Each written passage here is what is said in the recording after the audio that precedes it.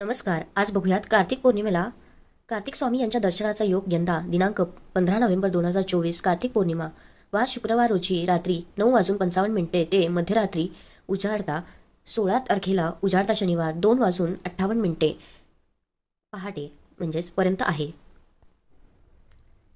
भगवान शंकराने त्रिपुरासूर नावाच्या राक्षसाचा वध केला होता. यामुळे प्रसन्न होऊन देवांनी दीप प्रज्वलन केले होते. तेव्हापासून देव दिवाळी साजरी करण्याची परंपरा आहे. असे म्हटले जाते की देव दिवाळीच्या दिवशी सर्व देवता काशीमध्ये येतात.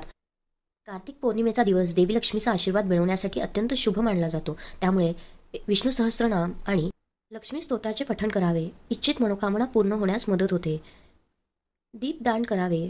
या दिवशी दीप प्रज्वलित करावे.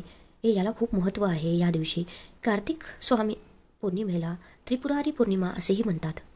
कर्जमुक्ती आणि धनवृद्धीसाठी त्रिपुरारी पौर्णिमा करावी. कार्तिक स्वामींचे दर्शन घ्यावे.